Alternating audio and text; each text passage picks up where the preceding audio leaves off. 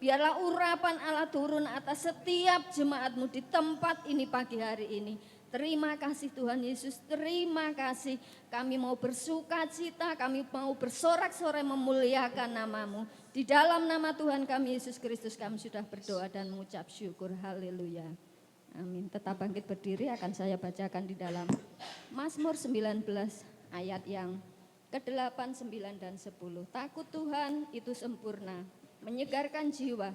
Peraturan Tuhan itu teguh, memberikan hikmat kepada orang yang tak berpengalaman. Titah Tuhan itu tepat, menyukakan hati. Perintah Tuhan itu murni, membuat mata bercahaya. Takut akan Tuhan itu suci, tetapi tetap ada untuk selamanya. Hukum Tuhan itu benar, adil semuanya. Amin.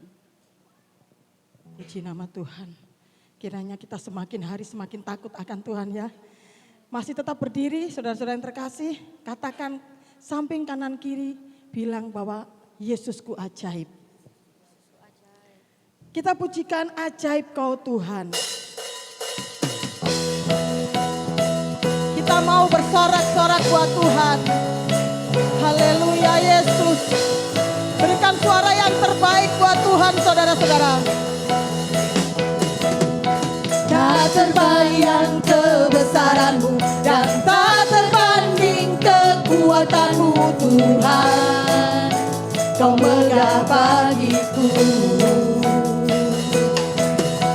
Setiap jiwa dan pengharapan telah ku serahkan untuk rencana-Mu Tuhan.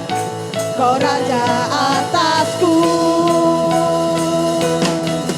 Hanya Kau yang layak ditinggikan. Katakan ajaib Kau Tuhan. Haleluya Yesus. Ajaib Kau Tuhan, agung dan perkasa. Kau sumber kemenanganku, layak berkuasa, meminta selamanya. Katakan Yesusku luar biasa. Yesus Kaulah Raja mulia. Haleluya Yesus. Haleluya Yesus. Haleluya.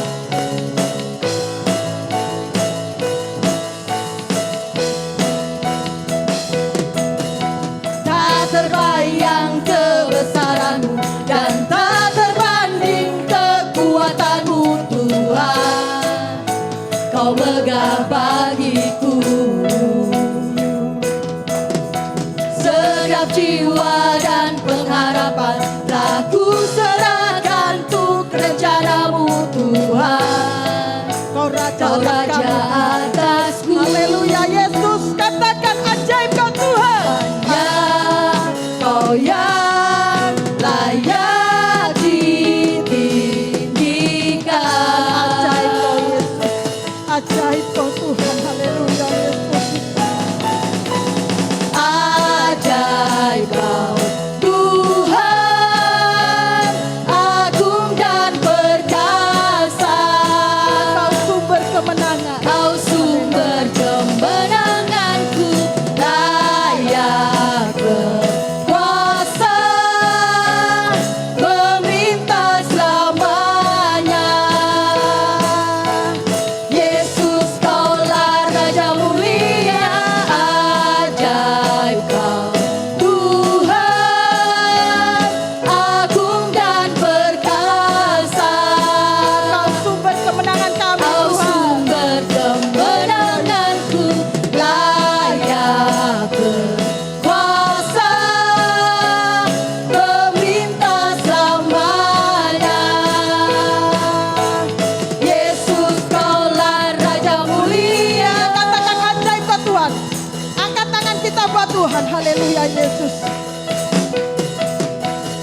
Ajaib Kau Tuhan. Kami punya Yesus yang ajaib dalam hidup kami. Perkasa. Kau sumber kemenanganku, layak berkuasa,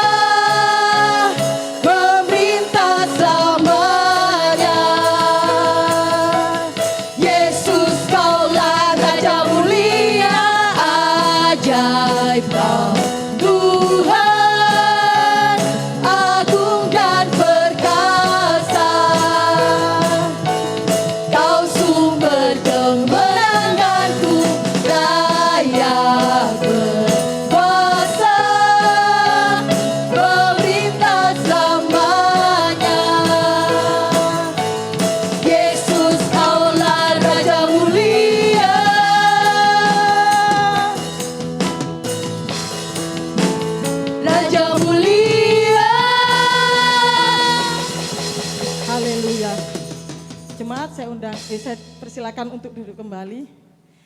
Sungguh mempesona segala perbuatan Tuhan dalam hidup kita ya. Kita pujikan, sungguh Kau memesona Tuhan. Haleluya Yesus. Terima kasih Tuhan.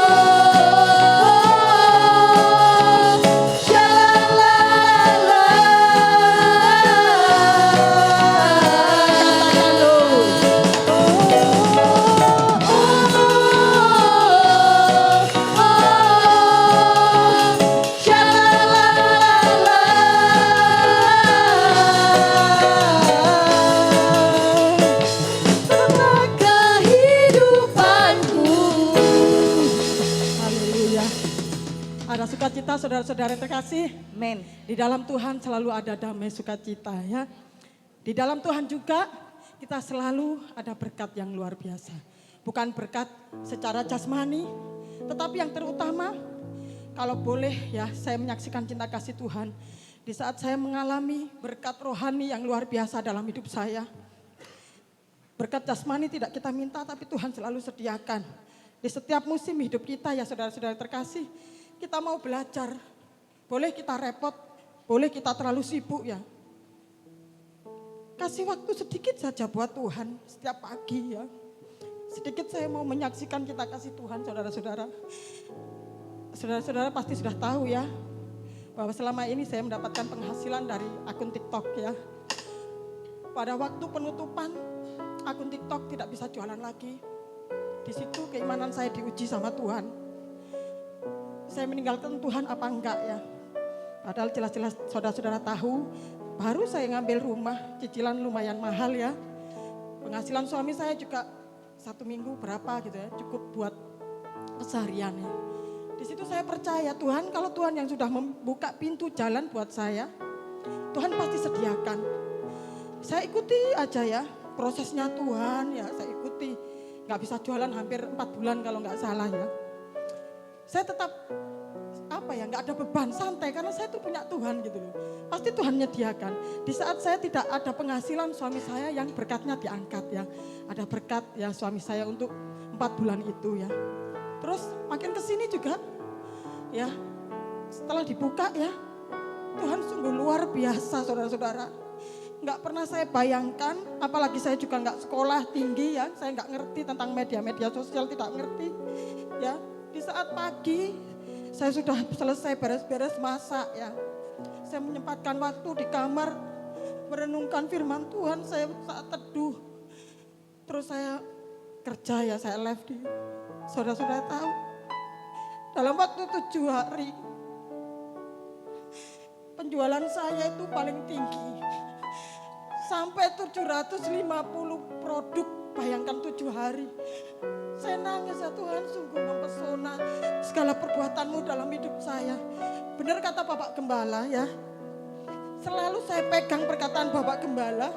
Kalau kita mau memperbaiki hidup kita di dalam Tuhan ya, kita mau membuka Roh Kudus untuk memimpin hidup kita. Saya percaya, saya merasakan ya saudara-saudara, ada berkat yang luar biasa. Berkat rohani, berkat jasmani juga Tuhan sediakan. Dan saya mau menyaksikan kita kasih Tuhan lagi. Saya kan pernah ya cerita bahwa saya waktu doa 10 hari kalau nggak salah ya. Saya tuh seperti dikasih Tuhan sesuatu kan. Tangan saya itu menerima sesuatu. Dulu pernah kesaksian. Terus Tuhan itu suruh naruh di hati saya.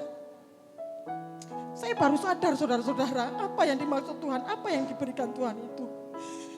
Tuhan menyuruh saya untuk merawat, memelihara apa yang sudah Tuhan kasihkan buat saya. Kalian tahu saudara-saudara, bukan berkat jasmani, bukan berkat materi, tapi berkat rohani Tuhan yang luar biasa. Ya, karunia Tuhan yang sudah Tuhan berikan buat saya disuruh menjaga, saya disuruh merawatnya saudara-saudara. Sampai saya bilang sama Tuhan, ya Tuhan, aku gak mampu loh Tuhan. Aku hanya orang biasa yang sering melakukan kesalahan, banyak dosa. Saya masih banyak salah, tapi Tuhan bilang, kamu bisa. Aku sudah memilihmu. Bukan kamu yang memilih aku, tapi aku sudah memilih kamu, katanya gitu. Sampai saat itu saya selalu merenungkan firman Tuhan itu. Saya disuruh menjaga karunia yang sudah Tuhan berikan buat saya. Jaga, rawat, jangan pernah kecewakan saya. Tuhan seperti itu bilang sama saya.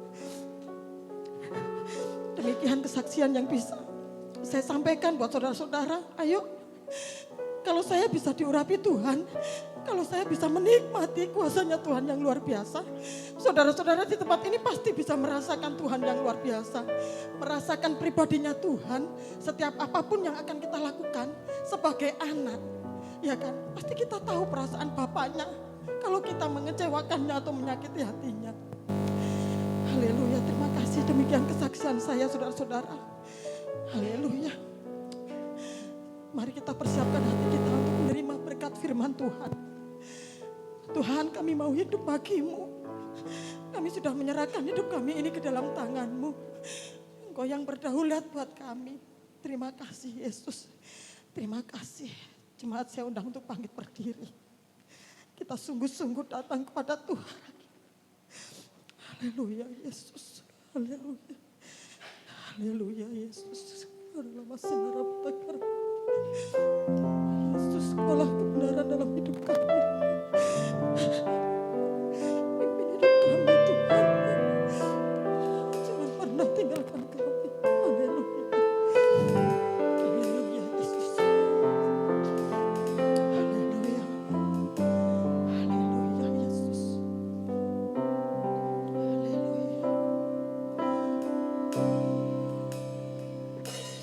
Yesus, Kau kebenaran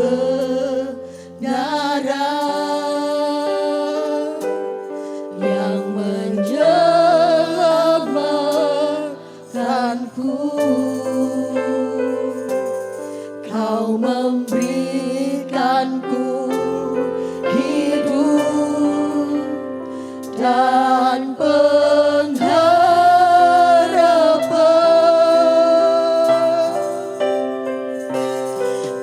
ikut kehendak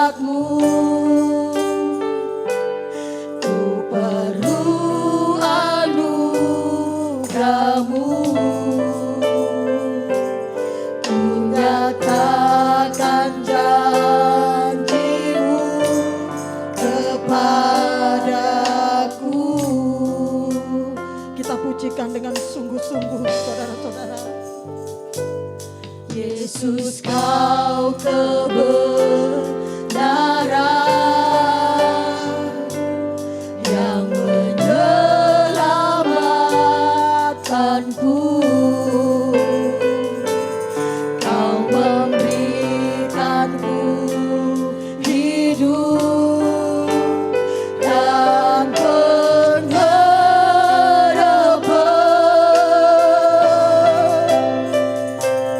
Ku ikut kehendakmu. Ku perlu anugerahmu. Ku nyatakan janjimu kepadaku.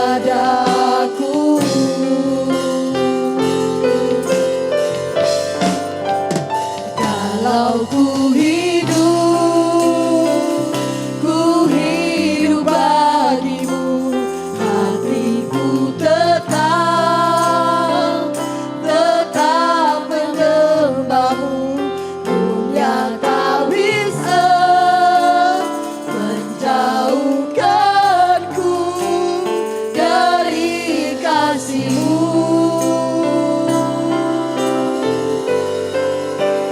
Sama ku hidup bagimu, mataku tetap memandangmu. Dunia tak bisa menjauhkanku dari kasih-Mu. Kita pujikan dari awal, saudara-saudara terkasih. Haleluya Yesus. Yesus, kau kebenaran yang menyelamatkanku. Kau memberikanku hidup dan pengharapan.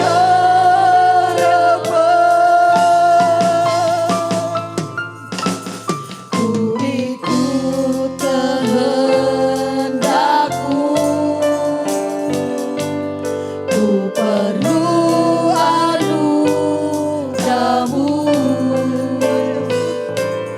Ku nyatakan janjimu kepadaku. Haleluya Yesus. Kalau ku hidup bagimu, hatiku tetap menyembahmu. Dunia tak bisa menjauhkanku dari kasih-Mu. Selama ku hidup bagimu, mataku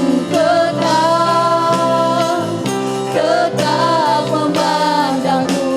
Dunia tak bisa menjauhkanku dari kasih-Mu. Jemaat, katakan dengan sungguh-sungguh, kalau ku hidup bagimu Tuhan. Kalau ku hidup bagimu, nama Torah hatiku tetap menyembahmu. Dunia tak bisa menjauhkanku dari kasih-Mu.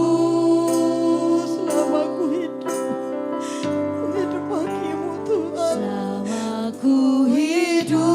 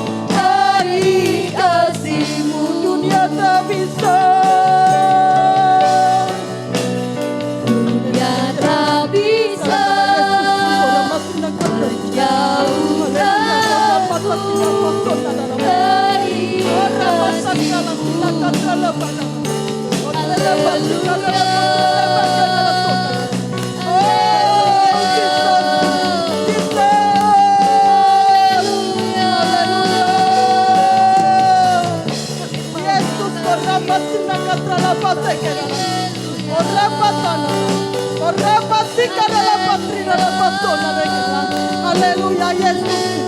Aleluya. Glory, glory, aleluya. Aleluya, Yesus. Dalam nama Yesus. Dalam nama Yesus, nama terasi negara lagi. Berapa tidak dapat negara lagi. Terasi negara lagi. Yesus sangat segala. Berapa tidak dalam segala lama segala. Kacau dalam segala lama segala. Oh,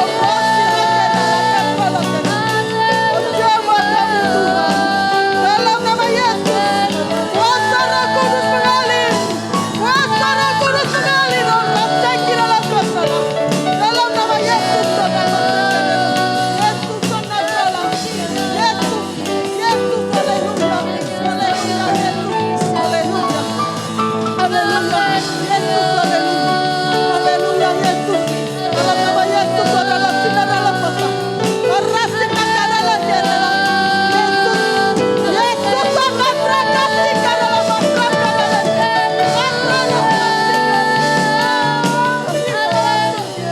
Yesus sangat dikasih dalam nama Yesus. Dalam nama Yesus sangat terkasih dalam masyarakat. Dalam nama Tuhan adalah kasih dalam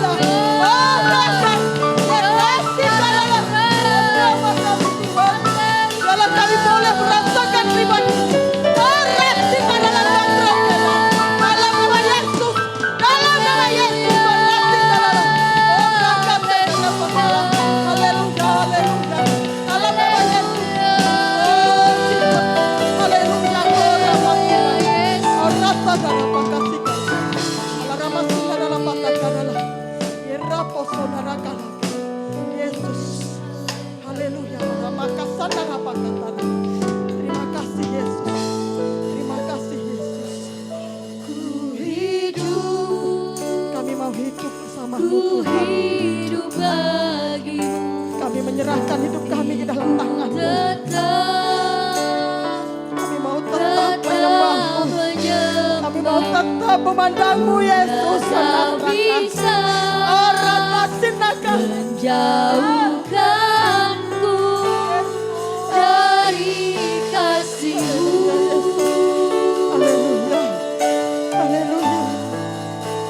Selama ku hidup, Yesus, ku hidup bagimu. Mataku tetap memandangmu. Dunia tak bisa menjauhkanku dari kasih-Mu. sekali lagi selama ku hidup, haleluya. Selama ku hidup bagimu. Hatiku tetap menyembah-Mu. Dunia tak bisa menjauhkanku dari kasih-Mu. Kalau ku hidup bagimu. Mataku tetap memandangmu. Dunia tak bisa menjauhkanku dari kasih-Mu. Katakan dunia tak bisa Tuhan menjauhkan kami dari kasih-Mu Yesus. Dunia tak bisa menjauhkanku dari kasih-Mu. Sekali lagi katakan, dunia tidak bisa menjauhkan kami dari kasih-Mu Yesus. Dunia tak bisa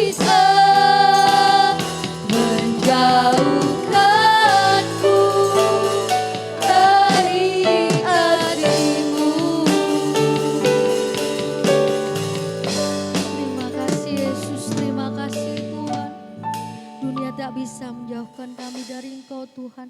Kasih-Mu sungguh luar biasa dalam kehidupan kami Tuhan. Terima kasih Tuhan, biarlah segala pujian yang kami naikkan ini bisa menyenangkan hati-Mu Yesus. Tuhan, sebentar kami akan mendengarkan kebenaran firman-Mu. Sebelumnya kiranya Kau ampuni segala dosa kami Yesus. Segala pelanggaran kami, segala yang tidak layak di hadapan-Mu. Ampuni kami Tuhan. Layakkan kami pada pagi hari ini Tuhan. Terima kasih Yesus, terima kasih. Lawatan-Mu pagi hari ini kami mengucap syukur Tuhan. Terima kasih Yesus. Tuhan Yesus berkati juga hamba-Mu yang akan menyampaikan kebenaran firman-Mu. Kiranya Kau pakai hari lebih lagi, semakin lebih lagi Tuhan. Kau berkati dalam setiap apa yang dikerjakan Tuhan. Berkati rumah tangganya dengan damai sukacita yang melimpah datang dari Engkau Tuhan. Terima kasih Yesus. Kami siap untuk mendengarkan kebenaran firman-Mu.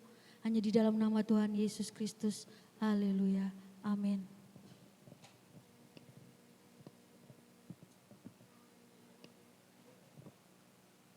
Puji nama Tuhan, selamat pagi Bapak Ibu. Ada sukacita. Amin. Hari ini saya akan memberitakan tentang tema kunci keberuntungan di dalam Tuhan. Bagian yang terakhir yaitu adalah sakal. Ya, sakal. Kita sudah membahas yang pertama Tobe, Salak, Yitron, yang terakhir adalah sakal. Nah, yang kemarin adalah kunci keberuntungan, yaitu yang kita tahu tentang Yitron. Mana ya, kita lihat dulu. Yitron. Ini salak. Kemudian Yitron. Saya tidak sadar kita sudah masuk ke slide yang bisa sampai 80-an. Ini Yitron. Apa itu Yitron? Kemarin kita lihat bahwa orang yang mempunyai keberuntungan atau Yitron, maka hidupnya pasti akan berhasil. Yaitu yang kemarin saya beritakan, Yitron itu adalah mempunyai perlindungan hikmat atau shadow protection. Orang yang mempunyai ini, dia akan beruntung. Ya, kenapa beruntung? Karena dia mempunyai pelindung. Ya, dia akan melindungi orang yang mempunyai Yitron ini. Nah, saya mau katakan, masalahnya Yitron ini, kalau kita lihat, ini bukan belajar menggunakan ilmu, ini nggak bisa. Jadi ini adalah sesuatu yang pekerjaannya dari Tuhan langsung. Yang ini yang saya sebut dengan kecerdasan spiritual. Karena ini tidak kelihatan mata, tetapi kita harus peka kepada sesuatu yang tidak kelihatan. Sama seperti kesaksian tadi saya mengingat mendapatkan sesuatu di tangan, dia memelihara hidup, apa segala macam. Ini bisa juga disebut Yitron, yaitu hikmat, karena ini bukan, kemarin saya tunjukkan, bahwa hikmat atau Yitron itu bukan benda mati. Kalau benda mati ditaruh, dia tidak bisa berbuat apa-apa. Dia tidak bisa melindungi kita, dia tidak bisa berjalan, tetapi Yitron ini adalah sesuatu yang hidup. Yang hidup berarti harus dipelihara. Kita harus pelihara dan Yitron akan memelihara kita, memproteksi kita. Jadi timbal balik tuh. Kalau orang yang sudah mempunyai kecerdasan spiritual, Yitron ini, pasti orang ini tinggal akan tunggu waktunya dia beruntung. Kita sudah lihat bahwa orang yang mempunyai Yitron ini, salah satunya adalah Yusuf. Yusuf 3 kali kerja di tempat yang berbeda, tetapi 3 kali dia selalu untung. Di Potifar dia untung, menjadi orang yang beruntung.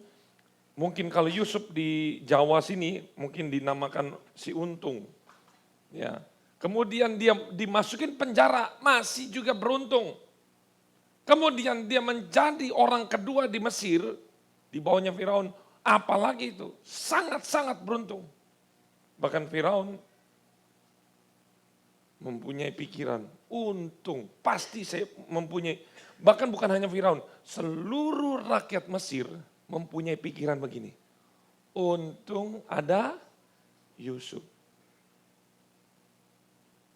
Keberuntungan yang bertubi-tubi atau keberuntungan yang sejati adalah bukan untung untuk dirinya sendiri, tetapi untuk orang lain, bahkan untuk satu bangsa, bahkan untuk semua bangsa di Timur Tengah. Karena yang merasakan bukan hanya bangsa Mesir, seluruh bangsa di sekitar Mesir merasakan keberuntungan yang diperoleh oleh Yusuf karena Yusuf mempunyai Yitron ini.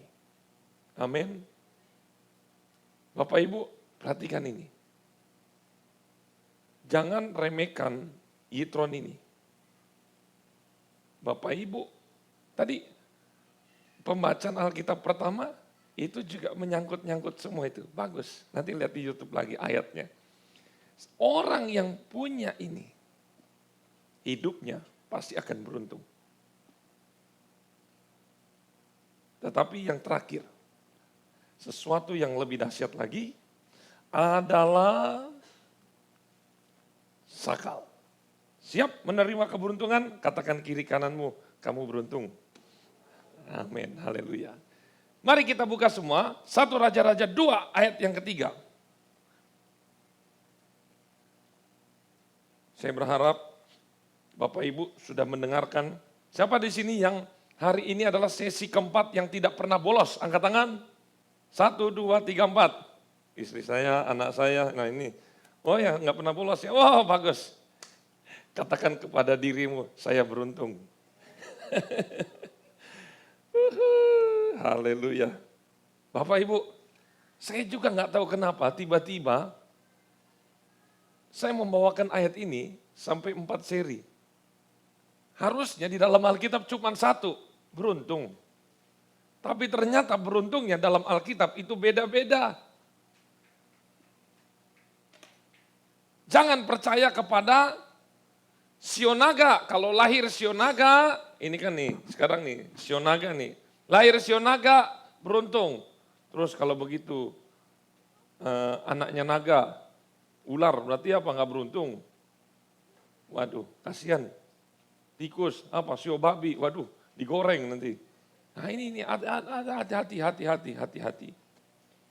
Bahwa di dalam Tuhan, semua orang pasti akan mengalami keberuntungan. Amin. Yuk kita buka dulu 1 Raja-Raja. Berapa ini? 1 Raja-Raja 2 ayat yang ketiga. Mari kita semua bangkit berdiri. Kita bacakan ayat ini. 1, 2, 3. Lakukanlah kewajibanmu dengan setia terhadap Tuhan Allahmu dengan hidup menurut jalan yang ditunjukkannya dan dengan tetap mengikuti segala ketetapan perintah, peraturan dan ketentuannya seperti yang tertulis dalam hukum Musa supaya engkau beruntung dalam segala yang kau lakukan, dalam segala yang kau tuju. Puji nama Tuhan, silakan duduk.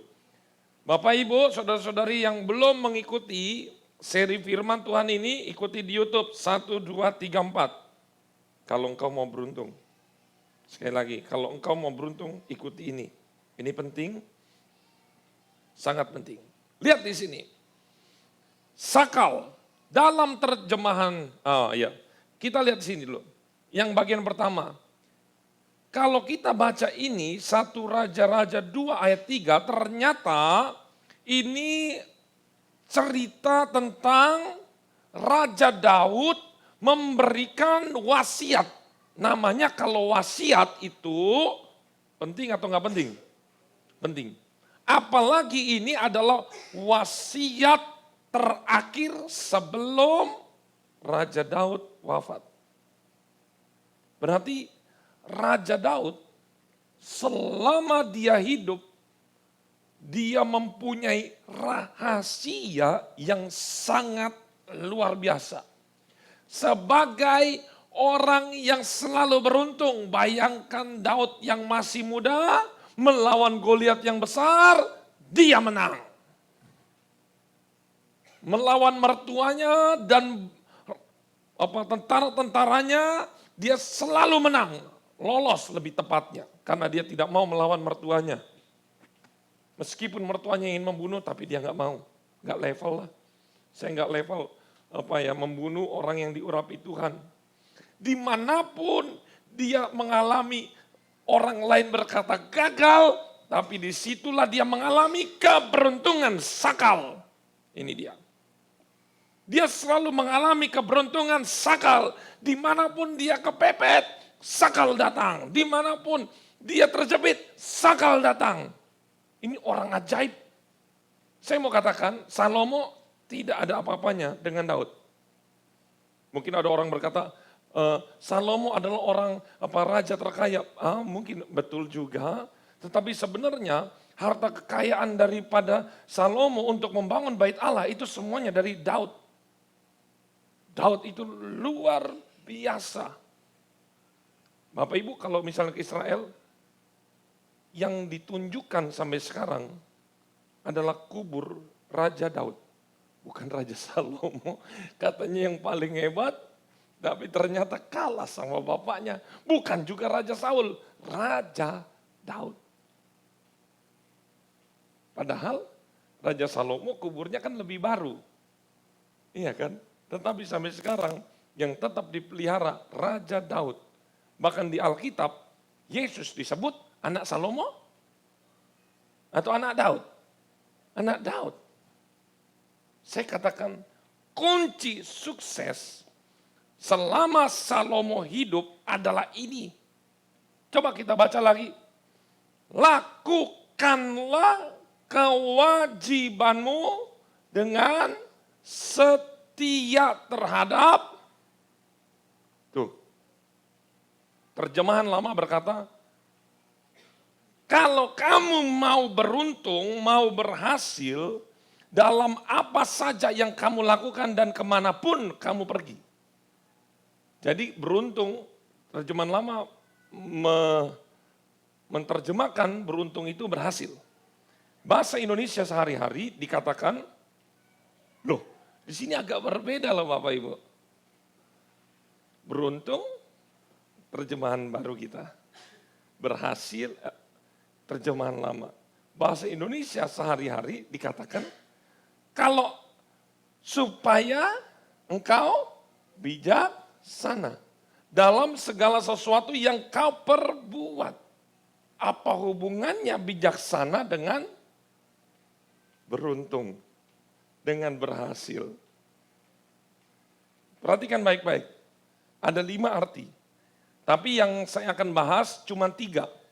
Berhasil, beruntung itu udah terlalu sering ya. Yang kita akan bahas 5 ini. Sakal itu mempunyai 5 pengertian. Orang yang mau beruntung, dia akan dapat ini. Sakal.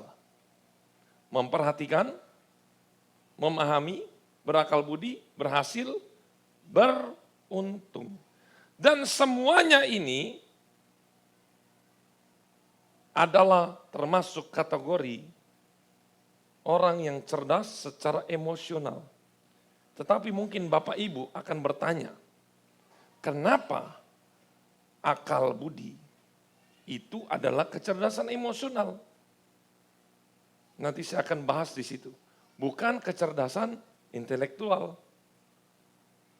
Kita akan lihat dulu. Yang pertama kita bahas mengenai sakal itu. Engkau akan beruntung. Orang yang beruntung adalah orang yang mempunyai kecerdasan memperhatikan. Coba lihat kiri kananmu, perhatikan.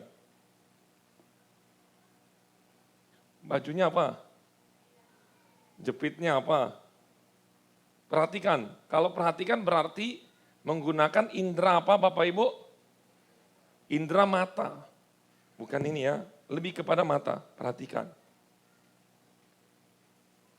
Yesus lagi. Alkitab berkata memperhatikan. Memperhatikan lebih baik. Karena itu mata dikasih 2 supaya kita bisa memperhatikan. Mulut dikasih 1 supaya lebih sedikit ngomong, lebih banyak melihat. Lihat di sini. Kecerdasan memperhatikan itu ternyata mengerti bagaimana cara mengenali pribadi orang. Orang yang suka memperhatikan, tidak suka cuek, hanya lihat HP terus. Ini bahaya Bapak Ibu. Anak zaman sekarang bisa-bisa tambah bodoh, maaf ini kasar, keras, daripada orang-orang zaman dulu. Perhatikan ini anak-anak, pemuda remaja. Karena HP itu bisa membodohkan seseorang. Karena tidak mempunyai ilmu memperhatikan, kecerdasan memperhatikannya hilang. Contoh, di jalan, situ. Coba kalau ini nggak ada, di jalan. Hei konco, ini Indonesia banget. Gimana kabar? Tapi kalau udah begini, contoh, saya suruh anak saya, Jos, ambil ini. Udah 3 kali ngomong, hah? Kening. Hati-hati loh. 3 kali ngomong, 2 kuping ketutup, mata apalagi. Smartphone bisa membuat orang semakin bertambah bodoh. Cerdasnya mungkin iya, tetapi hilang dan tumpul dalam kecerdasan memperhatikan sekitar. Ada gempa, ada apa, dia bingung. Ya, santai aja. Orang tabrakan, brok, harusnya ditolong. Nah, malah video. Mampus gak tuh, mampus gak tuh? Waduh, kecungkeng, wah kepala putus. Woi, saudara-saudara. Ilmu memperhatikan itu penting. Karena itu salah satu kecerdasan yang diberikan Tuhan.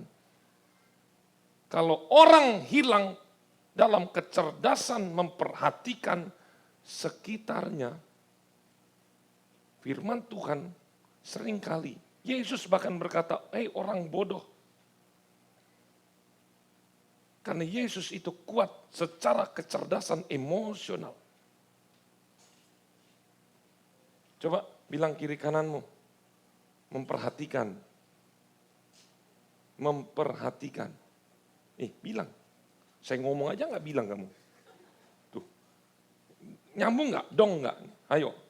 Coba tepak kiri kananmu, dong. Bapak Ibu dari tadi memperhatikan saya enggak? Ada berapa di sini yang memperhatikan dan ada yang berapa yang memperhatikan HP? Awas, jangan jadi bodoh. Dengan kecerdasan memperhatikanmu hilang gara-gara handphone.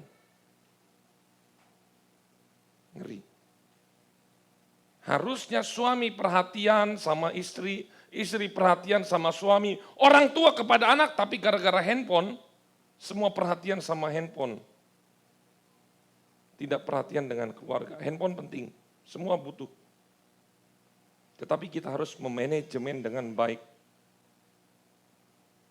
Seringkali kalau saya mau beli sesuatu, misalnya handphone, saya harus tanya, handphone ini kalau saya beli bisa menghasilkan berapa? Ada enggak gunanya? Kenapa saya harus beli handphone yang agak mahal daripada handphone yang kentang? Kira-kira ini mempunyai nilai berapa? Menghasilkan berapa? Kalau cuman buat nggak ada nilainya sama sekali, cuman buat gambarnya bagus, apa segala macam, nggak akan saya beli. Tapi kalau dia mempunyai nilai jual, misalnya handphone terasa 20 juta, mahal. Saya bilang, kalau dia bisa hasilin ratusan juta dengan handphone itu, murah nggak? Murah. Selalu perhatikan. Apakah yang di depan kita membeli segala sesuatu itu mempunyai ada satu, berguna apa tidak? Bukan suka, tidak suka. Yang kedua, Saya terlalu lama di situ. Orang yang mempunyai kecerdasan memperhatikan, dia mempunyai kelebihan, mempunyai informasi. Dia dapat informasi terkait sekitarnya. Apa maksudnya? Saya ketika mendapat kecerdasan memperhatikan ini, perhatikan baik-baik. Ini juga datangnya dari Tuhan, tetapi dilatih dari kita. Ketika saya diam duduk, saya lihat. Seringkali kan saya ngomong sama Bapak Ibu, loh kok Om Jerry tahu? Dari perhatikan aja, oh iki lagi masalah uang nih. Nah, ketahuan, lesunya gini. Oh iki lagi ribut nih sama suaminya nih. Mengsol soalnya. Tapi seringkali, ya, ini harus peka dari memperhatikan aja. Apalagi ini baru mata. Apalagi sering sekali mata saya ini sama seperti mata, agak kecilin sedikit. Seperti mata Samuel. Mata melihat biasa. Tetapi hati berkata, ini lagi bermasalah. Lah itu tingkatannya lebih lanjut lagi. Dari mata saja tidak kelihatan. Sepertinya sukacita, salam, salam. Iya hatinya kok begini ya. Tapi kan enggak selalu saya harus berkata, loh Pak ada masalah apa Pak? Seringkali saya dikasih begitu hanya untuk memperhatikan dan sudah cukup saya sendiri yang tahu. Makanya Bapak Ibu kalau ngomongin hamba Tuhan secara khususnya gembala, hati-hati loh. Tahu. Tapi sudah berapa tahun ini kok nggak ada suara-suara lagi. Itu ngomongin kamu loh. Udah nggak ada. Waktu dulu-dulu tuh ada masuk. Ini kesaksian. Roh Kudus bilang ke saya simple. Itu ngomongin kamu. Terus Tuhan saya harus ngomong sama dia. Gak usah cukup kamu tahu aja. Ya begitu ya.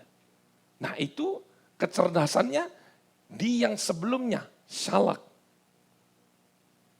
Itu tidak bisa didapat oleh saya, tetapi itu namanya kecerdasan spiritual. Itu akan membimbing hikmat, memproteksi saya. Itu akan memberikan alarm, hati-hati sama orang itu. Kelihatannya baik tetapi tidak. Oh maaf, bukan syalak, hitrom. Itu dia. 3, orang yang mempunyai kecerdasan memperhatikan tanpa sadar, dia akan menjadi orang yang peka terhadap sekitar. Dia peka sekali. Bahkan bukan hanya penglihatan, atmosfer ini dia peka. Kok rasanya, orang Jawa suka bilang, kok rasanya hawanya panas. Padahal sebenarnya enggak. Panasku maksudnya apa? Atmosfernya kayak enggak enak terus. Ya, benar Bapak Ibu. Kalau orang ini datang, hawanya panas. Ngajak ribut terus. Nah itu peka itu. Ya. Tapi begitu orang ini datang, langsung merubah suasananya jadi dingin, sukacita terus. Itu punya kecerdasan memperhatikan. Yang keempat, orang yang punya kecerdasan memperhatikan, dia akan terhindar dari melakukan kesalahan. Diri sendiri dan orang lain. Ini agak salah. Dia menjadi memperhatikan, oh gitu.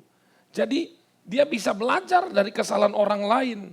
Kalau dia bisa belajar dari kesalahan orang lain, dia akan sulit jatuh. Karena dia banyak belajar. Oh orang lain itu jatuh gara-gara itu. Nah saya nggak boleh nih. Nggak boleh jatuh dalam hal yang sama. Berikutnya, dan ini yang dimaksud adalah ternyata saya lihat, saya pelajari, ini termasuk dinamakan kecerdasan intrapersonal. Mungkin agak-agak bingung, udah mulai panas otak kita ya. Kecerdasan intrapersonal itu apa? Ternyata kecerdasan ini dalam dunia pendidikan ini termasuk diartikan intrapersonal adalah kemampuan untuk bisa memahami diri sendiri dan mengolah emosi. Orang-orang yang memiliki kecerdasan intrapersonal yang tinggi mungkin memiliki kemampuan yang baik untuk bisa memahami diri sendiri, karena belum tentu Bapak Ibu itu paham dengan dirinya sendiri. Ini bahaya. Bagaimana kita mau bisa memahami orang lain, diri sendiri kita tidak paham. Bisa memotivasi diri sendiri, bisa mengontrol emosi, mengolah emosi diri sendiri dengan efektif. Ini orang-orangnya. Cara melatihnya bagaimana? Ya, tadi kan kita masuk ke dalam memperhatikan. Ya, sakal ini. Sekarang kita masuk ke bagian kedua. Cara melatih kecerdasan memahami. Tadi memperhatikan, sekarang memahami. Yang pertama, ketahui dan pahami kelebihan kelemahan dirimu. Memahami. Gak usah memahami orang lain dulu. Kita paham kepada diri sendiri. Ini penting. Setiap orang punya kelebihan, punya kelemahan. Raja Daud saya contohkan. Dia punya kelebihan. Dia telinganya, hatinya peka dengar suara Tuhan. Apalagi murah hati. Dia lemah lembut. Dia jago berperang, kelebihannya. Tetapi Raja Daud tidak memperhatikan kelemahannya.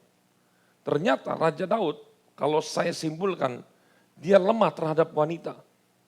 Terutama kepada janda.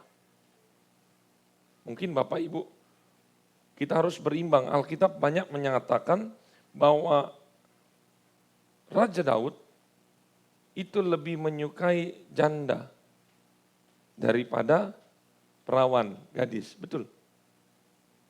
Itu yang istrinya Laban, udah janda, mau gak sama saya? Oh ayo gitu. Itu yang istri Uria lagi berperang, jatuh kan dalam dosa tuh. Dia lemah kepada janda. Bapak-bapak, siapa yang lemah kepada janda? Raja Daud lemahnya kepada janda. Ini salah satu kecerdasan bisa memahami diri sendiri. Setiap orang punya kelemahan masing-masing. Ada yang sama wanita tidak, tetapi sama uang iya. Ada yang sama wanita enggak, sama uang enggak, tetapi sama tahta. Kan ada tuh, pria itu kan. Wanita, tahta, harta, tahta, wanita. 3 itu. Kenapa pria cuma 3? Kenapa wanita berapa? Wanita semuanya. Ya maksudnya kenapa hanya pria? Saya bilang. Kalau wanita apa? Oh wanita itu diskon 70, 30 gitu. Atau gimana ini, saya nggak tahu soalnya nggak ada. Kok mengarahnya kepada pria terus, rata-rata berarti pria ini 3 ini. Ataupun ada hal-hal lain. Yang tahu kelemahan kita hanya kita sendiri. Saya punya kelemahan, Bapak Ibu punya kelemahan.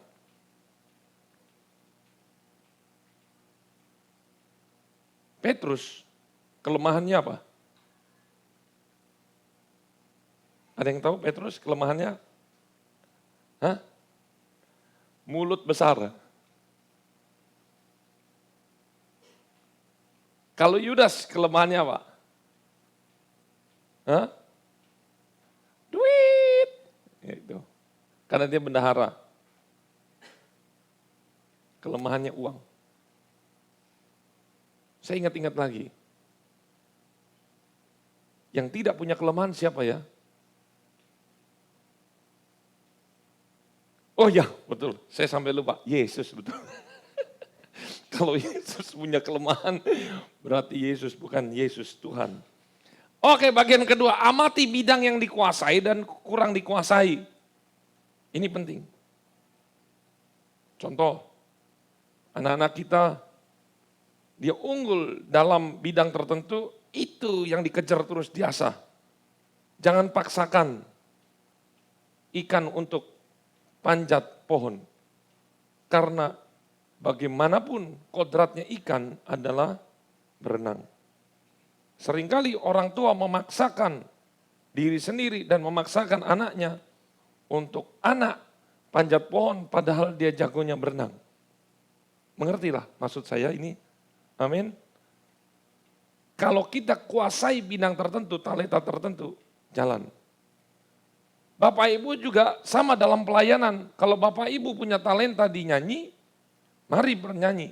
Tapi jangan pernah paksakan bernyanyi kalau Bapak Ibu ternyata tidak bisa bernyanyi. Berarti Bapak Ibu punya talenta yang lain. Karena masih banyak. Jangan-jangan musik, jangan-jangan LCD, kameramen, penerima tamu, pendoa, besuk, macam-macam. Ada banyak sekali talenta-talenta. Sadari apa yang dikuasai dan kurang dikuasai. 3, bersikap jujur pada diri sendiri. Apakah aktivitas kita selama 1 hari sudah memiliki nilai atau value? Ini cara melatih kecerdasan memahami diri sendiri. Coba kita tanya sama diri sendiri, kira-kira dalam 1 hari ini saya ini berguna apa enggak ya? Saya dalam 1 hari ini ngapain aja ya? Ada gunanya enggak? Kalau yang sudah kerja jelas dia berguna karena dia menghasilkan uang. Tetapi apakah cukup sampai situ? Apakah dia berguna dalam pekerjaan? Mungkin iya, tetapi di dalam rumah tangga jangan-jangan dia tidak menjadi suami yang berguna. Jangan-jangan tidak menjadi istri yang berguna. Mungkin anak-anak cerdas di sekolah, tetapi di rumah dia menjadi tidak berguna. Awas, tanya kepada diri sendiri, saya berguna nggak ya? Berguna untuk diri sendiri dan berguna untuk orang lain. Hidup itu harus punya nilai. Kalau hidup tidak punya nilai, sama dengan sampah. Awas, hati-hati. Yang keempat, ini seringkali orang nggak suka dan orang hindari. Tetapi seringkali orang maunya dipuji. Saya tadi WL, bagus nggak WL saya? Nah, gimana main saya musik, keren nggak? Itu mah bukan minta feedback, itu minta dipuji. Tetapi yang ini meminta orang lain memberikan feedback, masukan. Kira-kira apa yang salah ya? Ini kecerdasan memahami diri sendiri. Lebih bagusnya ini adalah, saya kasih gambar cermin. Bahwa setiap hari kita harus bercermin. Dan yang ketiga, ini sebagai yang terakhir. Kecerdasan atau disebut tadi itu artinya kan ada 5. Ini akal budi. Yang menjadi pertanyaan adalah mengapa akal budi tidak masuk ke dalam kecerdasan? Mengapa akal budi adalah masuk ke dalam kecerdasan emosional, bukan dalam kecerdasan intelektual? Kira-kira Bapak Ibu gimana? Akal budi, akal kan? Akal kan pikiran, berarti pikiran segala sesuatu yang memakai otak. Tetapi ini tidak masuk ke dalam kecerdasan intelijen. Tetapi ini saya masukkan ke dalam kecerdasan emosional. Kenapa kira-kira? Ini jawabannya. Pendidikan, sekolah, membuat manusia berkesempatan mengasah akal budinya. Tetapi faktanya di sekolah yang sering diasah, dipertajam adalah akalnya, bukan budinya. Karena banyak orang yang keliru bahwa akal budi itu bukan satu suku kata, tetapi dia memiliki dua kata, akal dan budi. Dikatakan akal budi, ini penting Bapak Ibu, perhatikan ya, ini saya mulai serius nih. Kenapa? Karena kadang manusia itu perlu memisahkan istilah akal budi menjadi akal dan budi. Pemisahan itulah yang membuat manusia berakal tajam. Ketika manusia lebih fokus kepada akal, budinya dihilangin, nggak tahu budinya kemana, ke pasar. Oleh karena itu manusia akan menjadi punya akal tetapi tidak berbudi. Dia pinter tetapi tanpa nurani. Akibatnya apa itu? Orang pinter tetapi tidak punya budi. Maka dia menjadi orang yang licik, koruptor, maunya untung diri sendiri. Orang lain mau jungkil balik, mau mati, mau rugi, bodoh amat. Yang penting gua untung. Ini gambar orang pinter, ini hacker ya. Dia bisa retas semuanya. Orang pinter tanpa akal budi, maka dia akan menjadi orang yang jahat di mata Tuhan. Sebenarnya mirip tapi kasusnya berbeda. Sama dengan Simpson. Simpson itu tenaganya besar. Tetapi tenaga besar tanpa budi, maka dia menjadi orang yang bodoh. Dia tidak takut akan Tuhan, akhirnya dia mati dengan sesuatu yang tidak menyenangkan. Bagaimana menyelaraskan akal budi? Soalnya kan tadi kan akal, budi. Akal budi, akal dan budi itu bisa menjadi satu, itu namanya selaras. Bagaimana caranya? Pertama, butuh hikmat. Ayub berkata, takut akan Tuhan itulah hikmat. Tuh ya. Dan menjauhi kejahatan itulah, coba perhatikan.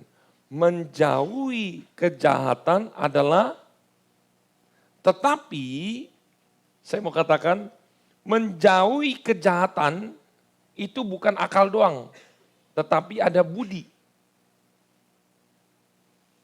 Karena orang yang hanya punya akal, dia akan cenderung menjadi orang jahat.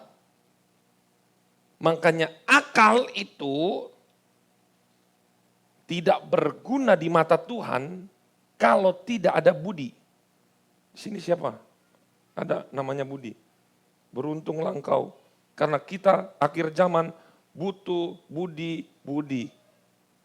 Nanti ada anak lahir namakan Budiman. Ini Bapak Budi, itu artinya keren banget. Budi ini yang sedang kita butuh. Anak-anak di sekolah sangat butuh budi. Di GPDI Kasih diperlukan sekali orang yang berbudi. Karena seringkali kita sudah terbiasa mencari ilmu dengan akal, tapi mengabaikan budi. Menjauhi kejahatan, itulah akal. Kalau orang punya akal budi, pasti dia tidak akan berbuat jahat. Itu. Keren banget loh ini. Menurut KBBI, oh ya, ini bukan sekedar takut hukuman, melainkan manusia itu akan kembali sebagai fungsinya kalau orang punya akal budi. Menurut KBBI, akal budi itu adalah pikiran sehat. Bukan hanya sekedar pikiran, tapi ada kata sehat.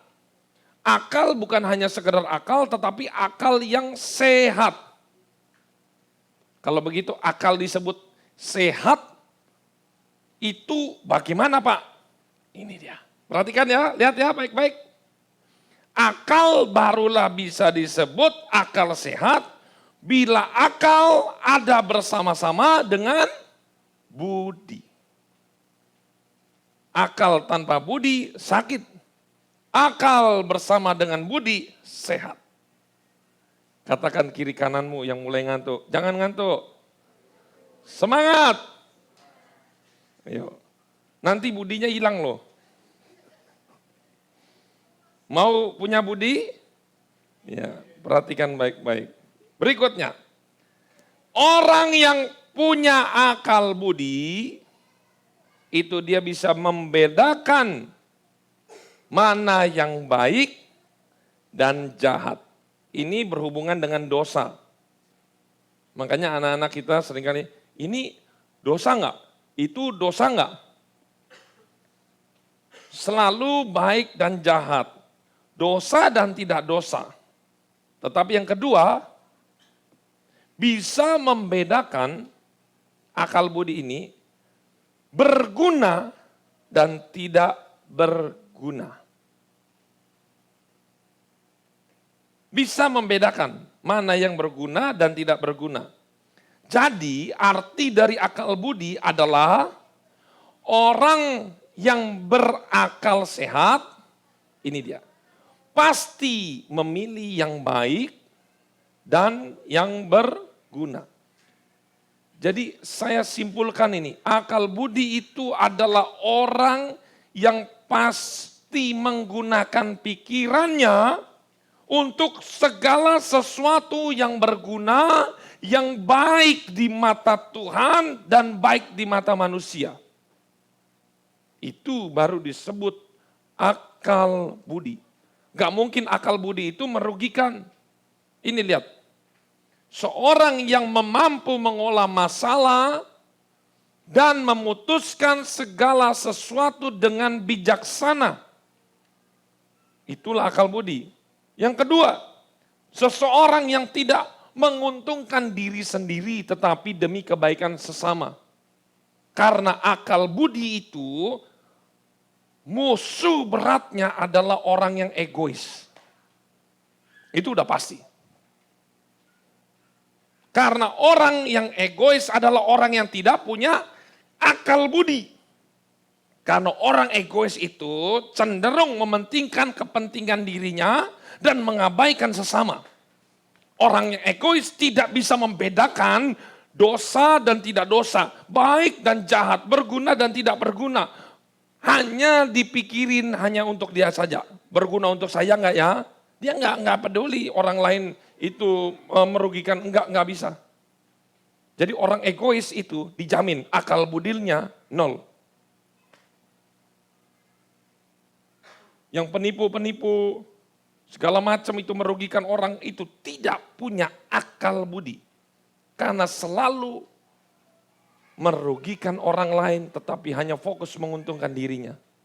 Bapak Ibu, kalau kita mau beruntung, kita harus punya akal budi. Amin. Menjadi orang yang bijaksana. Bijaksana itu bagaimana? Sama seperti Salomo, bijaksana itu adil. Tidak menguntungkan diri sendiri tetapi untuk kebersamaan. Awas ini, hati-hati. Kalau hidupmu mau berhasil, miliki akal budi. Karena akal budi pasti dia memutuskan segala sesuatu yang positif. Itu udah pasti. Berikutnya lagi. Bagaimana seseorang untuk bisa bijaksana dan berakal budi supaya hidupnya beruntung? Ya ini, lakukan kewajibanmu dengan setia terhadap Tuhan Allahmu.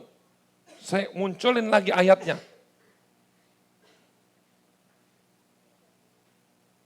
Bagaimana seseorang untuk bisa bijaksana dan berakal budi supaya hidupnya beruntung? Yang pertama, lakukan kewajibanmu dengan setia kepada Tuhan. Tuh. Artinya apa? Ini kuncinya. Kalau kita mau menjadi orang yang berakal budi, bijaksana, syaratnya satu. Ada dua. Kita harus melakukan kewajiban. Apa itu kewajiban? Sesuatu yang harus dilakukan dengan penuh rasa tanggung jawab. Dan kedua, taat. Kewajiban yang paling standar ini. Coba Bapak Ibu koreksi diri. Mulai ya, bisa ada ilmu kecerdasan memahami diri sendiri. Pertama, kewajiban kita yang paling standar. Sudahkah kita baca Alkitab rutin? Saya nggak bilang harus berapa pasal, yang penting rutin. Bahkan saya toleransi dengan sangat-sangat luar biasa, bacalah Amsal, kalau malas-malasnya baca Amsal. Sekarang tanggal berapa? 11, baca Amsal 11. Jangan di gereja, saya lagi khotbah, nanti pas di rumah. Suruh baca sekarang. Kalau belum, berarti Bapak Ibu belum melakukan kewajiban yang paling standar. Jangan Bapak Ibu, lihat di sini. Perhatiin. Sesuatu yang harus dilakukan dengan penuh rasa tanggung jawab, setelah kewajiban terlaksana, baru kemudian hak bisa dituntut. Ini penting. Banyak orang yang mau haknya, Tuhan berkati saya, Tuhan saya sudah sungguh-sungguh. Pret, mana kamu sungguh-sungguh ini dulu. Baca Alkitab dulu, udah belum. Jangan kita maunya minta, nuntut haknya, baca Alkitabnya nggak pernah. Sangat memalukan, apalagi, awas nih, yang sekolah-sekolah Alkitab, nah ini, pengerja-pengerja, belum pernah khatam satu kali pun. Kalah sama anak saya. Bukan Jason belum bisa baca. Josh, Vanessa, sudah khatam. Terus apakah berhenti? Enggak, sampai dia tua, sampai saya mati dia harus tetap baca Alkitab. Karena di dalam baca Alkitab, di situ ada akal dan budi. Supaya tidak menjadi orang jahat. Bagaimana caranya mereka bisa baca? Orang tuanya harus baca. Jadi nanti pulang, kita jangan bilang anaknya, baca, itu lihat Om Jerry, suruh baca kamu. Orang tuanya nggak baca. Terus nggak usah, kan saya sudah kasih tahu tuh kitab setahun tuh. Satu pasal aja. Tolong ini. Ini adalah kewajiban yang paling standar. Kalau enggak minimal satu perikop aja. Tapi satu perikop itu yang berbobot. Tidak termasuk Matius 1 ayat 1. Silsilah Yesus. Ya apa yang nanti kita dapat di situ? Ya kan? Makanya minimal satu pasal yang paling pendek Amsal atau Mazmur. Nih Bapak Ibu. Mazmur, Amsal, pengkhotbah. Itu isinya hikmat semua. Pengkhotbah itu seperti saya baca, itu cermin. Dia menjadi cermin. Segala sesuatu yang saya lakukan sia-sia menurut Salomo. Kita bercermin. Salomo aja bilang sia-sia, kira-kira yang saya lakukan sia-sia enggak ya? Malu menuntut haknya. Tuhan berkati saya, baca Alkitab saja. Tidak.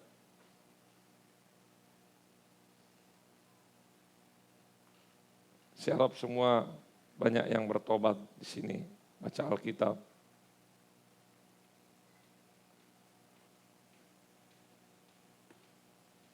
Tuhan akan membela umatnya secara prioritas. Ketika kita ada masalah, Tuhan akan langsung turun. Saya yakin kok, di sorga itu ada grade-grade-nya. Ketika saya minta tolong, dia langsung datang. Tuhan akan memprioritaskan anak-anaknya yang sudah melakukan kewajibannya. Itu pasti. Pasti itu. Kemudian yang kedua, doa rutin. Tidak termasuk doa makan. Karena doa makan itu doa keselamatan untuk kita sendiri. Supaya ada racun kita nggak mati. Supaya nggak mencret. Ya, supaya menjadi daging semua. Kalau ibu-ibu mungkin kalau bisa jangan jadi daging semua, semuanya keluar gitu. Om Jerry jangan jadi daging, nanti saya tambah gemuk. Ya udahlah. Pokoknya yang penting doa rutin. Itu tadi kesaksian. Berapa tante penjualannya? 700 lebih. Pasti baca Alkitab. Doa tadi dia sebutin sudah doa rutin. Orang yang model begini, itu keberuntungan itu ngintil. Bukan mengintil. Dia sudah di tangan, tadi yang dibilang. Nyitrom. Dia dipelihara. Dia akan memelihara dan pasti akan berhasil. Orang kayak gini, hidupnya nggak usah takut dengan apapun. Karena sudah ada penjaganya. Semoga jemaat-jemaat GPD kasih menjadi orang-orang yang beruntung. Tuhan, saya berdoa sudah 4 kali tapi masih sial terus, ini salahnya gembala atau jemaatnya. Saya berdoa Bapak Ibu, baca Alkitab. Tapi Pak, mata saya wis nggak ketok. Pakai HP. Ayo, HP itu Bapak Ibu bisa digedein sampai segini mungkin hurufnya, melotot nggak? Itu kan bisa digedein, jangan banyak alasan, digedein. Kalau pakai HP mah nggak butuh, Pak lampu rumah saya gelap nggak bisa baca. Ini kan HP kan pakai HP, digedein. Gitu. Doa rutin. Ketiga, ibadah rutin. Yang keempat, ini paling penting. Sudah baca Alkitab, doa rutin, ibadah rutin. Tetapi yang keempat, hati-hati. Coba kita baca, jangan permalukan Tuhan Yesus di hadapan semua orang dengan sikapmu. Karena ini yang paling standar nih. Kita harus jadi berkat, jadi terang. Jangan bukan kemarin, berapa tahun lalu, saya ke Porong, narapidana, mengunjungi lapas. Saya lihat di situ, kok pendeta, hamba Tuhan, penginjil, masa jadi bandar narkoba? Bukan satu lagi, ada beberapa. Dia dia baca Alkitab, jangan-jangan dia doa, ini udah pasti nih 3 nih, udah pasti dilakukan. Tapi kesukaannya orang ini mempermalukan Tuhan Yesus. 1, 2, 3 menjadi gugur. Hilang lenyap seperti abu. Kalau 4, tidak kita lakukan semuanya sia-sia. Jadi terang. Jangan suka teriak-teriak, ribut sama istri, suami, anak-anak di depan tetangga. Itu sudah tidak menjadi terang. Kalau kita ribut semua sekampung tahu, oh ya biasa itu mah ribut. Nanti dia lihat YouTube-nya, wah kok WL lagi. Ayo malu enggak? Udah pelayanan tapi di luarnya mempermalukan nama Tuhan. Tidak jadi berkat.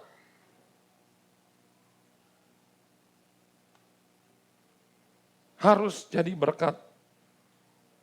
Tips sebelum melakukan keputusan apapun, tanyakan ketiga hal ini kepada diri sendiri. Ini sering banget muncul. Yang pertama, ketika kita lakukan, apakah ini berguna bagi diri sendiri? Kalau tidak berguna, jangan kerjakan. Apakah ini berguna bagi orang lain? Kalau tidak berguna, jangan kerjakan. Apakah ini memuliakan nama Tuhan? Kalau tidak memuliakan nama Tuhan, jangan dikerjakan. 3 hal ini penting. Diri sendiri, orang lain, dan ini apakah memuliakan nama Tuhan. Ada ayatnya, 1 Korintus 10 ayat 23. Segala sesuatu diperbolehkan. Benar, tapi bukan segala sesuatu berguna. Segala sesuatu diperbolehkan, benar. Tetapi bukan segala sesuatu membangun. Segala sesuatu halal bagiku, tetapi bukan semuanya berguna. Segala sesuatu halal bagiku, tetapi aku tidak membiarkan diriku diperhamba oleh sesuatu apapun. Ini mengenai makanan. Dan bisa untuk hal yang lain-lain. Sebagai penutup, kehidupan Kristen itu sudah tidak lagi ini kalau om, yang ini dosa apa enggak, itu masih anak-anak. Levelnya masih di bawah anak-anak. Karena orang yang Kristen yang maksimal adalah tidak lagi mempertanyakan dosa dan tidak dosa. Tetapi sudah naik level, ingat naik level, katakan naik level. Naik level apa? Yaitu sudah kita tanyakan berguna atau tidak berguna. Memuliakan nama Tuhan atau justru mempermalukan, bukan lagi dosa. Kalau dosa itu 10 hukum Taurat. Kalau kamu begini dosa, kalau begitu dosa, kalau ini dosa. Tapi next, berguna atau tidak, itu masuk di dalam kasihilah Tuhan Allahmu, kasih sesama manusia. Itu yang harus dipertanyakan, next level. Saya harap kita semua di tempat ini menjadi orang-orang yang beruntung. Orang yang beruntung adalah orang yang mempunyai akal budi. Akal budi itu, dia bisa membedakan baik dan jahat. Akal budi itu selalu memilih yang baik dan yang berguna. Kiranya firman saya, seri yang terakhir ini, membuat kita menjadi orang-orang yang benar-benar beruntung. Ingat, baca Alkitab. Baca Alkitab. Baca Alkitab. Coba. Cawel sebelah kiri kananmu. Baca Alkitab. Yang ngomong, cawel lagi. Kamu juga baca.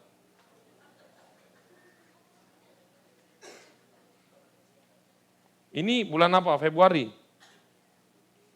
Masih nutut loh satu Alkitab itu. Tapi om, saya begitu lihat Alkitab, Mazmur 1. Saya kasih tips lah. Kalau tidak mau baca Alkitab, aplikasi suara. Kalau mata Bapak Ibu itu punya kekurangan ngantuk, suara. Mazmur 1 ayat 1. Mau saya rekamin?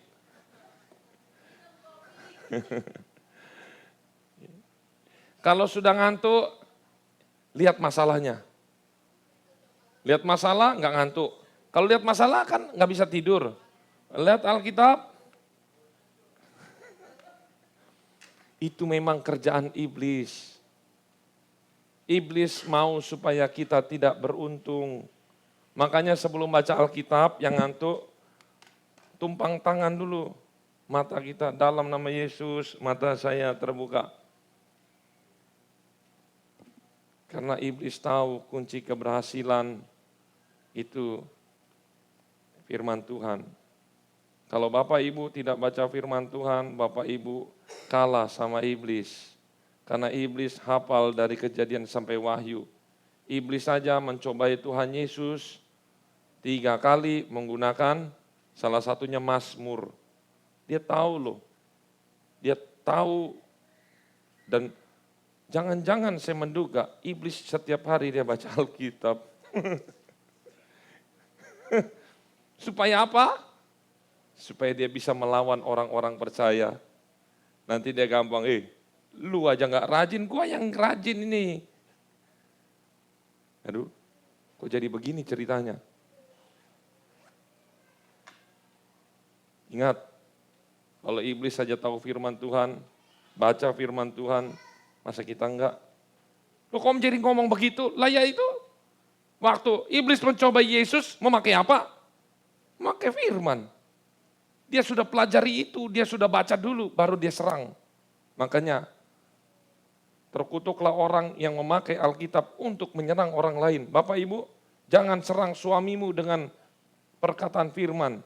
Jangan serang istrimu dengan perkataan firman karena itu sama seperti iblis. Tetapi firman untuk membangun. Untuk membangun. Biasanya ayat yang paling suka dipakai, hai istri, tunduklah kepada suamimu. Tunduk. Itu setan itu, nggak bisa, nggak benar. Bukan begitu ceritanya.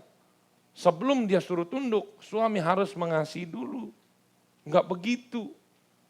Ingat, firman Tuhan itu bisa dipakai pedang, tetapi bisa juga dipakai mengobati dan membangun orang lain. Amin. Saya yakin kita semua menjadi orang-orang yang beruntung. Nyanyikan satu lagu yang terakhir itu. Saya serahkan Ibu Gembala.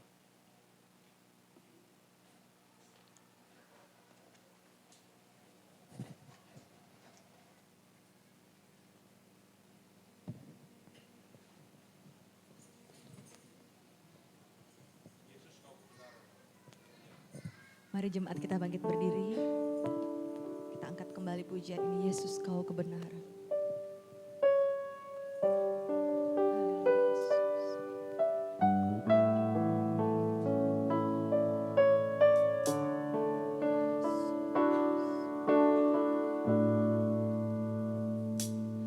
Yesus kau kebenaran yang menyelamatkanku. Kau memberikanku hidup dan pengharapan.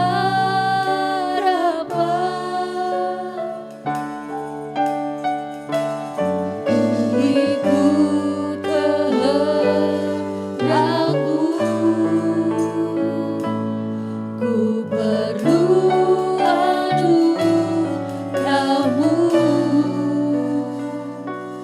Ku nyatakan janjimu kepadamu. Katakan Yesus kau kebenaran.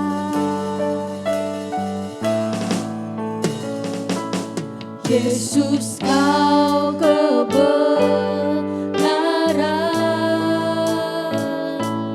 yang menyelamatkanku. Kau memberikanku hidup dan pengharapan. Akan kami ikut kehendak-Mu Tuhan. Ku